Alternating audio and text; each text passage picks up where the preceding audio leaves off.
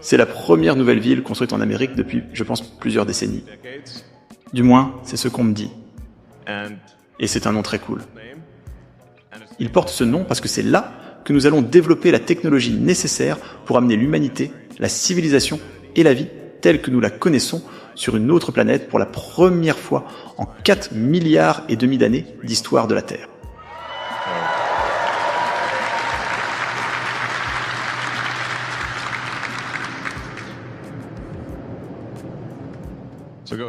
Alors, regardez cette petite vidéo.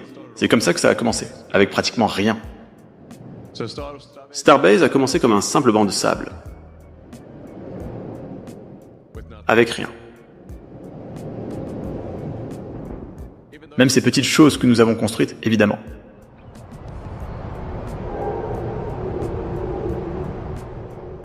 C'est la fusée originale de type Mad Max.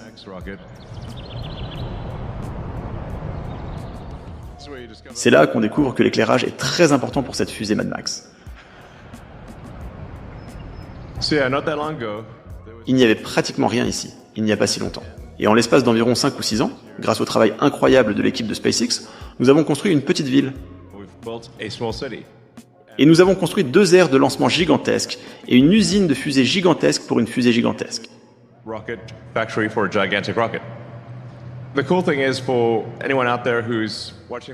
Ce qui est génial, c'est que pour tous ceux qui regardent cette vidéo, vous pouvez en fait venir visiter, car toute notre installation de production et notre site de lancement se trouvent sur une autoroute publique. Ainsi, quiconque vient dans le sud du Texas peut venir voir la fusée de très près et voir l'usine.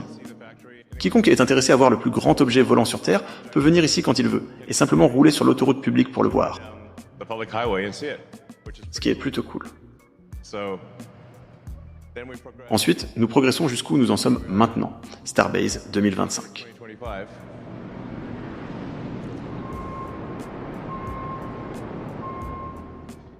Nous sommes maintenant au point où nous pouvons produire un vaisseau environ toutes les 2 ou 3 semaines. Nous ne produisons pas toujours un vaisseau toutes les 2 ou 3 semaines, parce que nous apportons des améliorations de conception.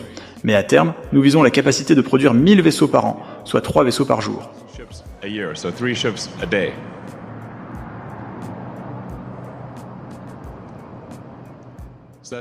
C'est donc là que les choses en sont maintenant. Je suis debout dans ce bâtiment.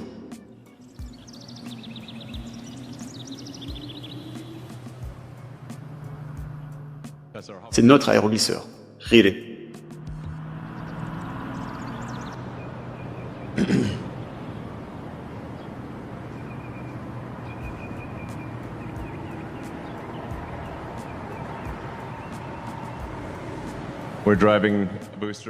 Nous conduisons un propulseur sur la route jusqu'au site de lancement. Vous pouvez voir la méga baie.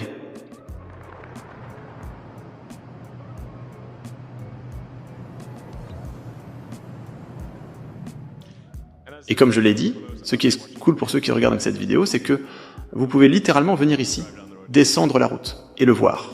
C'est la première fois dans l'histoire que cela a été possible. Donc toutes ces choses cool, cette route sur la gauche là-bas, cette autoroute est publique et vous pouvez simplement venir ici et la voir.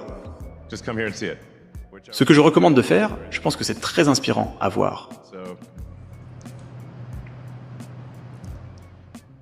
C'est notre Gigabae, où nous étendons la production et l'intégration pour produire 1000 Starships par an.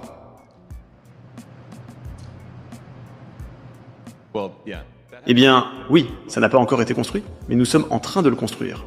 C'est une structure vraiment énorme. Ce sera l'une des plus grandes structures, je pense, à certains égards, la plus grande structure du monde.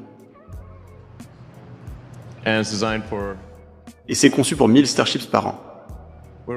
Nous construisons également une Gigabae en Floride. Donc, nous aurons 2 installations, une au Texas et une en Floride. Il est en fait difficile de mesurer la taille de ces bâtiments, car vous avez besoin d'une sorte d'échelle humaine. Lorsque vous voyez à quel point un humain est petit à côté de ce bâtiment, vous réalisez à quel point il est énorme. Ainsi, lorsque nous comparons notre production, les véhicules par an, et vous regardez Boeing et Airbus qui fabriquent des avions, Starship fabriquera à un moment donné probablement autant de Starships pour Mars que Boeing, et Airbus fabrique d'avions commerciaux. Donc c'est vraiment à une échelle énorme. Et chaque Starship aura une capacité.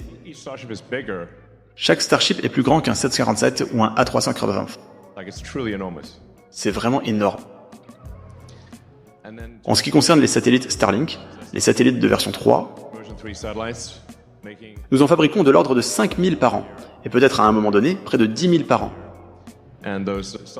Et ces satellites Starlink V3 ont chacun la taille d'un 737. C'est assez grand. Cela se compare au bombardier B-24 de la Seconde Guerre mondiale. Maintenant, c'est encore petit comparé à Tesla. Et Tesla fera probablement le double ou le triple de ce volume à l'avenir. Donc ça remet les choses en perspective, c'est-à-dire qu'il est en fait possible de construire un grand nombre de vaisseaux interplanétaires.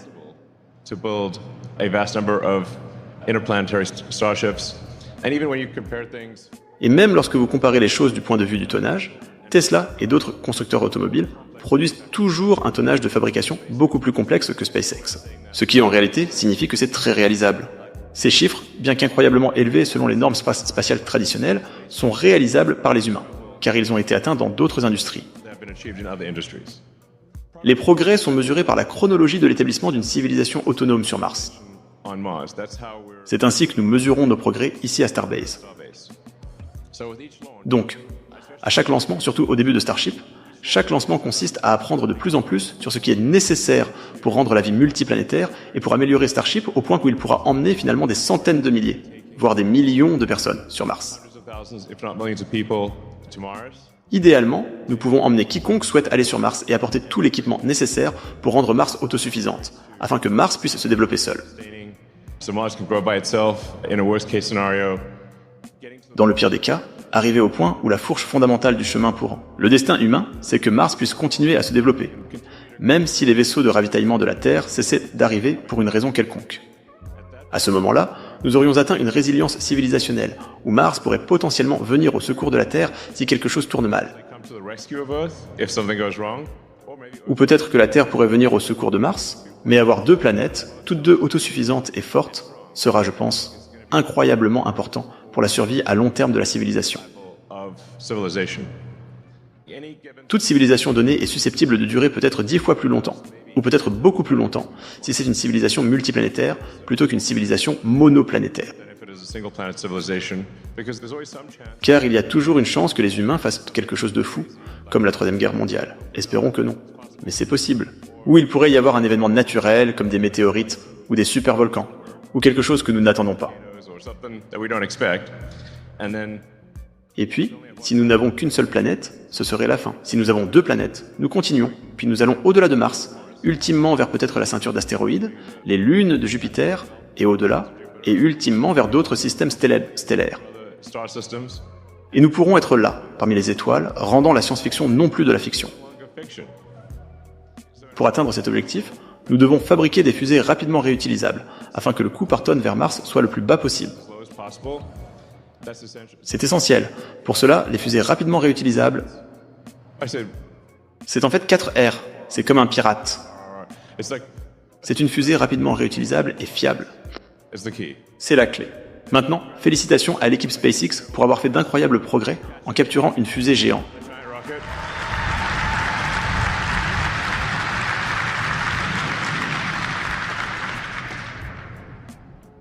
C'est vraiment époustouflant que l'équipe SpaceX ait pu capturer le plus grand objet volant jamais fabriqué, plusieurs fois, en utilisant une méthode très nouvelle de capture avec des baguettes géantes. Multiple times. Using a very novel method of catching it out of the air with giant chopsticks.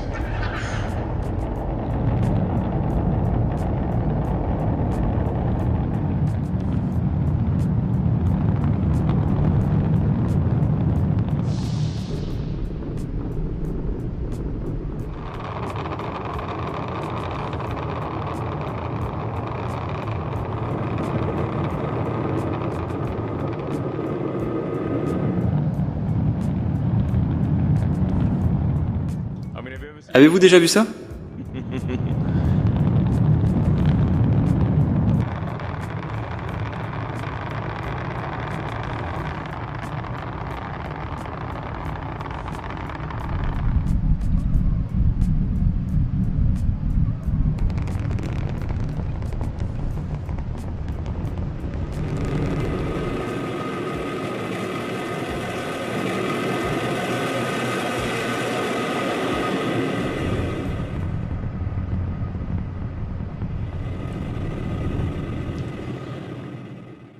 Félicitations encore, c'était un accomplissement incroyable.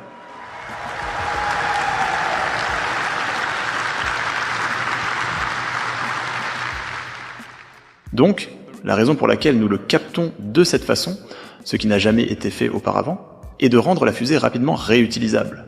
Si elle devait atterrir sur des patins d'atterrissage, sur une plateforme d'atterrissage, nous devrions ensuite la ramasser, ranger les patins et la remettre sur la plateforme de lancement. Et c'est assez difficile à transporter un objet aussi grand. Mais si nous le captons avec la même tour qui est utilisée pour le mettre sur le pas de tir au départ, c'est le meilleur scénario pour une réutilisation rapide. Donc, il est espéré qu'il sera capturé par les mêmes bras qui l'ont placé sur l'anneau de lancement, et ensuite, il sera remis sur l'anneau de lancement immédiatement.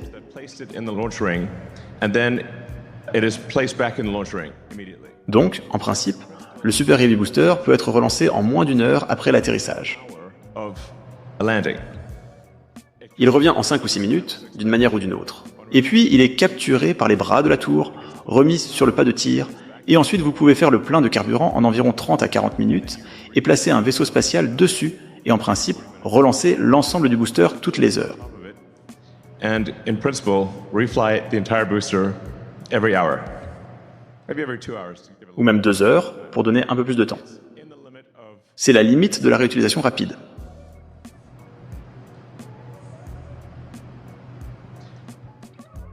Et puis la prochaine chose que nous devons faire est de capturer le vaisseau spatial aussi. Nous ne l'avons pas encore fait, mais nous le ferons.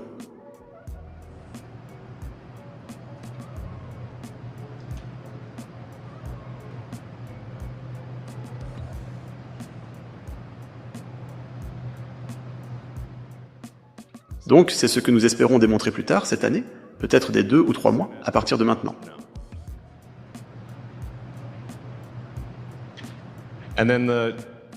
Et puis le vaisseau serait placé sur le booster, et ensuite encore une fois, rempli de carburant et relancé. Avec le vaisseau, ça prend un peu plus de temps, car il doit faire quelques orbites autour de la Terre jusqu'à ce que la trajectoire au sol revienne au-dessus du pas de tir. Mais le vaisseau est également destiné à être ravitaillé plusieurs fois par jour. Voici le nouveau Raptor 3 qui est un moteur génial. Félicitations à l'équipe Raptor pour cela, c'est très excitant.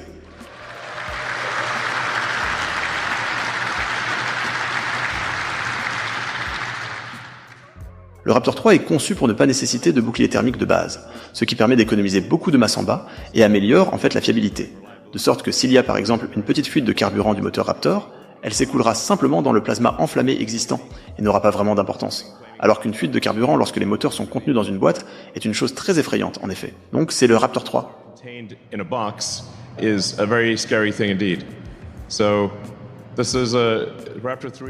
Ça prendra probablement quelques essais, mais il y aura une augmentation massive de la capacité de charge utile, de l'efficacité du moteur et de la fiabilité. C'est vraiment un moteur révolutionnaire. Le Raptor 3 est vraiment, je dirais, une sorte de technologie extraterrestre de moteur de fusée.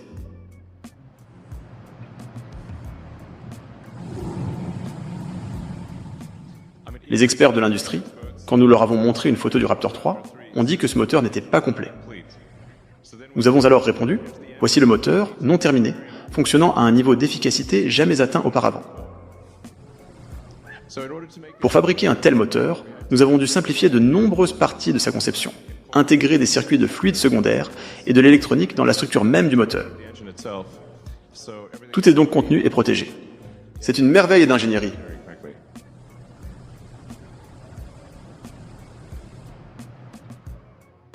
L'une des autres technologies clés pour Mars est le transfert de Propergol en orbite.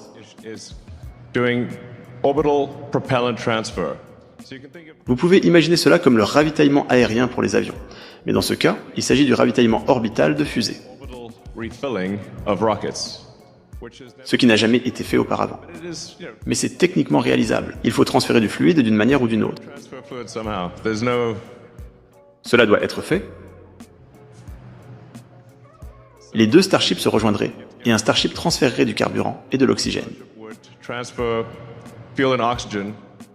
En fait, la majeure partie de la masse est de l'oxygène. C'est près de 80% d'oxygène qui est transféré, un peu plus de 20% de carburant. Vous enverriez donc un Starship en orbite, rempli de charges utiles, puis vous enverriez d'autres Starships pour recharger le Propergol de ce Starship. Une fois les réservoirs de Propergol presque pleins, vous pouvez partir pour la Lune. the moon. C'est donc une technologie importante que nous devrions, nous l'espérons, démontrer l'année prochaine.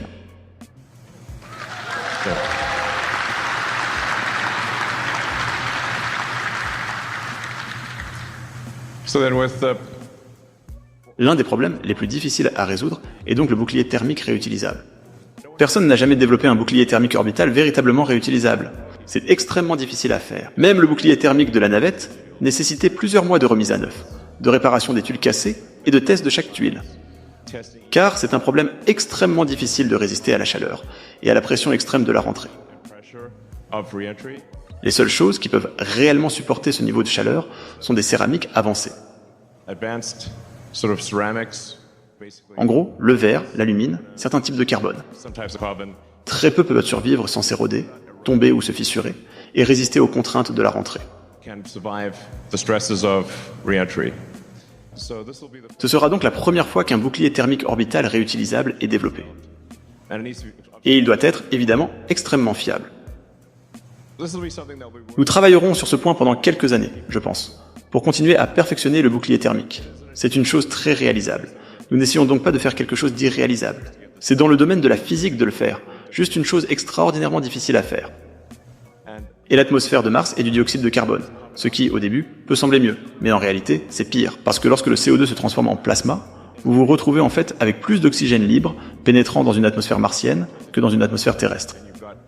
you actually end up with more free oxygen entering on a Mars atmosphere than on Earth. L'atmosphère terrestre ne contient qu'environ 20% d'oxygène, et l'atmosphère martienne finit par en contenir plus du double, voire le triple, si l'on considère que lorsque le CO2 devient un plasma, on obtient du carbone et de l'O2. When the CO2 becomes a plasma and you get the carbon and O2. So the Cela a tendance à oxyder le bouclier thermique, c'est-à-dire à le brûler. C'est pourquoi nous l'avons testé très rigoureusement dans une atmosphère de CO2, car il doit fonctionner non seulement pour la Terre, mais aussi pour Mars. for Earth but also for Mars. Nous voulons utiliser le même bouclier thermique pour la Terre que celui que nous utilisons pour Mars, car de nombreux autres facteurs sont à prendre en compte avec le bouclier thermique, comme s'assurer que les tuiles ne se fissurent pas ou ne tombent pas, ou autre. Nous voulons donc avoir la même structure de bouclier thermique, le même matériau sur Terre et sur Mars, afin de pouvoir le tester des centaines de fois sur Terre avant d'aller sur Mars, et d'être sûr que lorsqu'il ira sur Mars, il fonctionnera.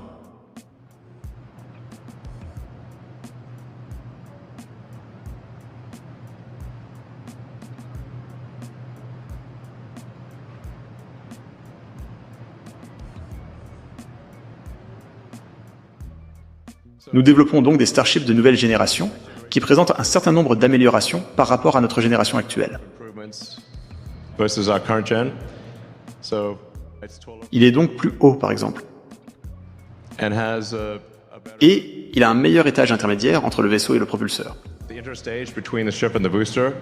When doing hot staging, which is Lors de l'étagement à chaud, c'est-à-dire lorsque nous allumons les moteurs du vaisseau alors que les moteurs du propulseur sont encore en marche, la flamme des moteurs du vaisseau peut plus facilement sortir par les entretoises ouvertes du nouvel étage intermédiaire. Dans ce cas, nous ramènerons les entretoises, l'étage intermédiaire, avec nous au lieu de les jeter. brought the interstage back with us instead of throwing it away.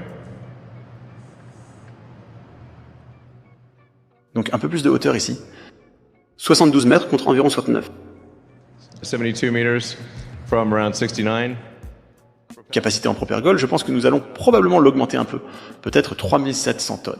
À long terme, je suppose, nous serons peut-être à environ 4000 tonnes, et environ 8000. Just over Ce sera probablement 8300. 8,000. Cela continuera d'augmenter. Je suppose qu'au final, nous aurons 4000 tonnes ici, près de 1000 tonnes de poussée. Here, Mais c'est en quelque sorte le niveau supérieur ou la prochaine version du Super Heavy. or the next version of the Super Heavy. So the Donc, le propulseur aura l'air un peu nu en bas, car les moteurs Raptor 3 n'ont pas besoin de bouclier thermique. it looks like there's kind of parts missing. Donc, il aura l'air, il semble qu'il manque des pièces, mais c'est juste parce que le Raptor 3 n'a pas besoin de bouclier thermique. Donc il est juste là, debout dans un plasma enflammé. Flaming plasma. Mais il est beaucoup plus léger. Étage chaud intégré. Hot stage. Je trouve ça incroyable.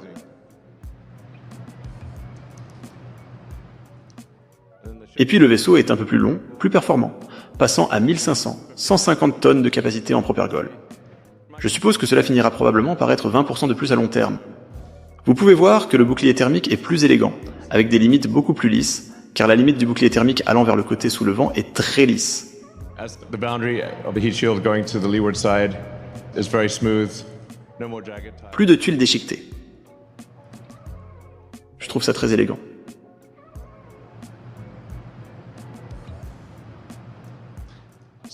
Dans cette version, nous avons toujours 6 moteurs, mais une version future en aura 9.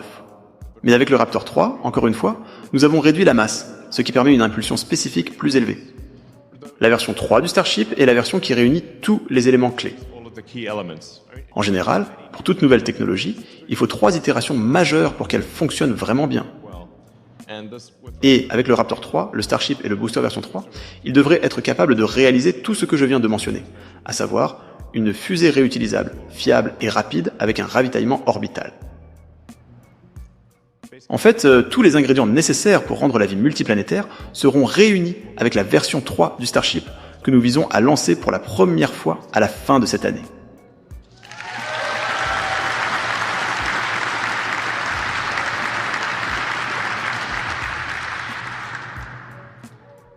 Oui, vous pouvez voir où en sont les choses sur la gauche. Où les choses seront à la fin de cette année au milieu. Et comme je le disais, où les choses seront probablement à long terme. Oui, 142 mètres. Celle du milieu sera entièrement capable d'aller sur Mars, et par la suite, il y aura beaucoup d'améliorations de performance. Comme ce fut le cas avec le Falcon 9, nous finissons toujours par rallonger la fusée et augmenter la charge utile. C'est le plan de jeu. C'est assez simple. Il est important de souligner que même avec la fusée que nous lancerons à la fin de cette année, elle sera capable de rendre la vie multiplanétaire. Et par la suite, il s'agira simplement de continuer à affiner l'efficacité et la capacité de la fusée, de réduire le coût par tonne et de réduire le coût par personne pour aller sur Mars. Et comme je l'ai dit, finalement, faire en sorte que quiconque souhaite aller sur Mars et aider à construire une nouvelle civilisation puisse le faire. Donc, n'importe qui là-bas? À quel point ce serait génial? Même si vous ne voulez pas le faire, peut-être avez-vous un fils ou une fille qui veut le faire, ou un ami qui veut le faire. Je pense que ce serait la meilleure aventure que l'on puisse faire, d'aller aider à construire une nouvelle civilisation sur une nouvelle planète.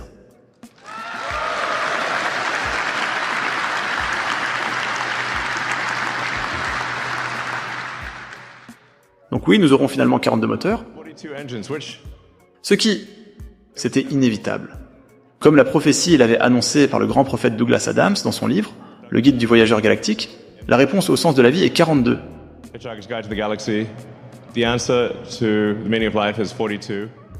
Et donc inévitablement, l'assemblage du Starship aura 42 moteurs.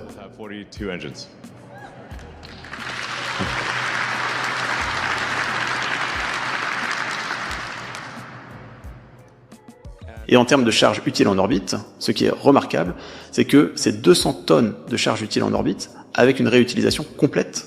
C'est donc le double de la capacité de la fusée lunaire Saturn V. La fusée lunaire Saturn V était entièrement consommable.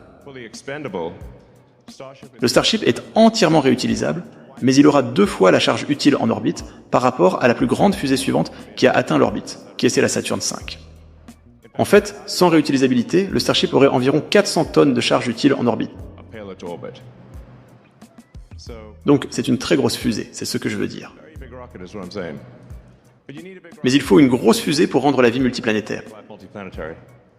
En cours de route, nous pourrions faire des choses très intéressantes, comme avoir une base lunaire, comme la base lunaire Alpha.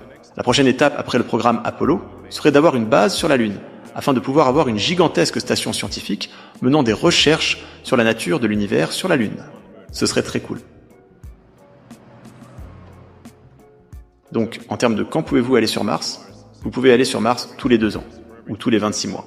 La prochaine opportunité pour Mars est à la fin de l'année prochaine, dans environ 18 mois, novembre, décembre est la prochaine opportunité pour Mars. Nous allons essayer de saisir cette opportunité.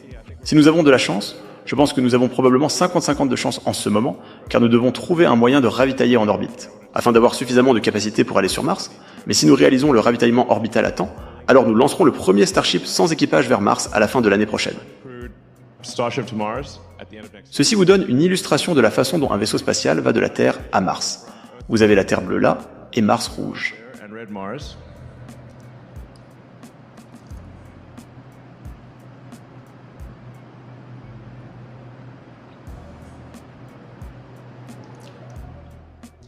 Et, je veux dire, la distance réelle parcourue sur l'arc est proche de 1000 fois plus loin que la Lune. 1,000 times further than the moon. Donc vous ne pouvez pas simplement aller directement sur Mars, vous devez créer cette orbite elliptique avec la Terre à un point et Mars de l'autre côté à l'extrémité de l'ellipse, et ensuite chronométrer votre position dans cette ellipse pour intercepter Mars. Et ceci, donc c'est le transfert orbital, comment on fait un transfert orbital de la Terre vers Mars, et si vous regardez votre routeur Wi-Fi Starlink, vous verrez cette image. Earth to Mars. And if you look on your Starlink Wi-Fi router, Parce que l'Internet Starlink est ce qui est utilisé pour financer le voyage de l'humanité vers Mars. humanity getting to Mars. Donc, je voudrais juste remercier tous ceux qui ont acheté Starlink, parce que vous aidez à assurer l'avenir de la civilisation et à rendre la vie multiplanétaire et à faire de l'humanité une civilisation spatiale. Merci.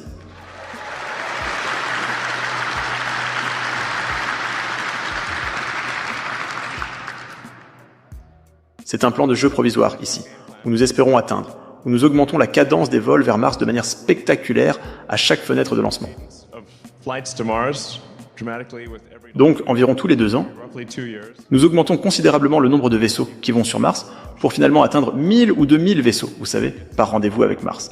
À titre indicatif, ce ne sont que des suppositions évidemment, mais il faut environ 1 million de tonnes, c'est mon estimation, à la surface de Mars pour rendre une civilisation sur Mars autosuffisante. Et atteindre ce point critique où, si les navires de ravitaillement de la Terre cessent d'arriver pour une raison quelconque, Mars réussit toujours, Mars peut toujours croître. Et donc, vous ne pouvez rien manquer. Vous ne pouvez même pas manquer l'équivalent de la vitamine C ou quoi que ce soit. Vous devez avoir tout ce dont vous avez besoin pour que Mars se développe. Donc, mon estimation est d'environ 1 million de tonnes, mais cela pourrait être 10 millions de tonnes. J'espère que ce ne sera pas 100 millions de tonnes, ce serait beaucoup. Mais nous voulons essayer d'atteindre ce point et d'assurer l'avenir de la civilisation aussi rapidement que possible. Nous examinons différentes localisations. Le candidat principal actuel est la région d'Arcadia. Mars possède beaucoup de propriétés, mais si l'on combine tous les facteurs et que l'on se dit, d'accord, nous ne pouvons pas être trop près des pôles, nous devons être près de la glace d'eau, et cela ne doit pas être trop montagneux pour les fusées. For the rockets.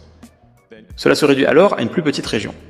So Arcadia Donc Arcadia, et c'est en fait l'un des noms de ma fille, Arcadia, is one of the options. et c'est l'une des options. Donc, nous avons les premiers Starships sur Mars qui recueillent des données critiques sur le transit, l'entrée et l'atterrissage. Les premiers vols, nous les enverrons avec le robot Optimus, afin qu'il puisse aller explorer et préparer le chemin pour les humains. Et ce sera une image très cool si nous parvenons à l'obtenir. En lançant à la fin de l'année prochaine, il arriverait techniquement en 2027. Mais ce serait une image épique de voir Optimus se promener à la surface de Mars. On the surface of Mars. Et puis, 2 ans plus tard, nous enverrions des humains, en supposant que les premières missions soient réussies. Sending humans. Assuming the first missions are successful. S'ils atterrissent avec succès, nous enverrions des humains pour la mission suivante, et commencerions vraiment à construire l'infrastructure pour Mars. For Mars. So Donc, de toute façon, peut-être, juste pour être sûr, nous pourrions faire 2. 2 épisodes d'atterrissage avec l'Optimus, et faire le 3e avec des humains. and do the third one with humans, we'll see. Nous verrons. Donc, cette image classique des travailleurs sur l'Empire State, Workers on the Empire State.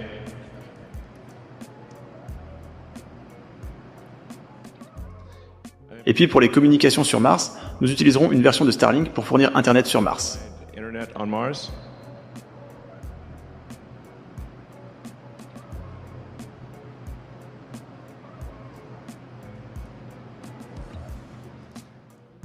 Oui, donc la vitesse de la lumière, même en se déplaçant à la vitesse de la lumière, votre meilleur scénario est d'environ 3 minutes et demie pour Mars, et le pire est de 22 minutes ou plus, car Mars est de l'autre côté du Soleil par rapport à la Terre. Mars is on the other side of the sun from Earth. So Donc, de toute façon, c'est assez difficile de faire des communications à haute bande passante avec Mars, mais Starlink y parviendra. achieve that. Oui, et puis nous aurons les premiers humains qui jetteront les bases d'une présence permanente à la surface. Et oui, l'objectif, comme je l'ai dit, sera de rendre Mars autosuffisante le plus rapidement possible.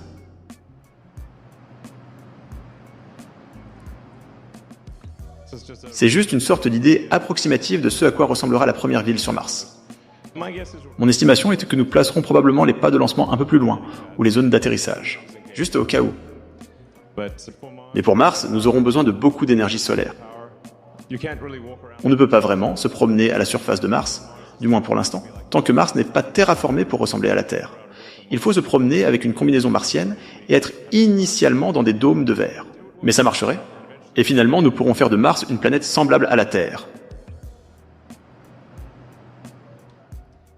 Nous voulons arriver au point où nous transférons plus d'1 million de tonnes à chaque fenêtre de transfert martien, et alors ce sera une civilisation sérieuse. Un mégatonne par fenêtre de transfert.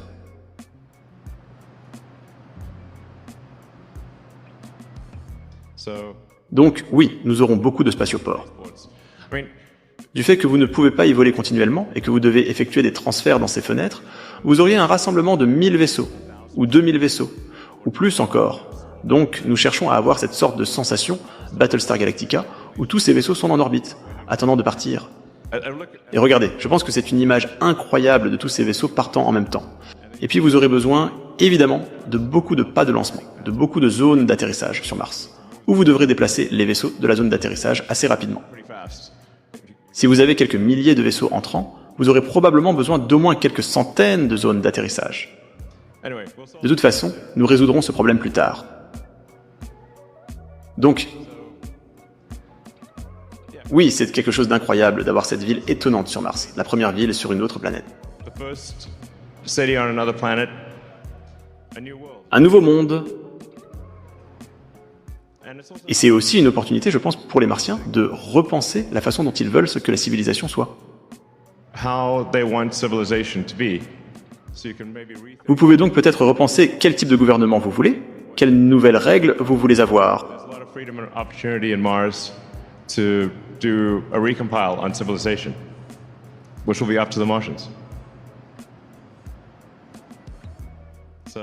Alors, d'accord. Faisons-le. Merci à tous.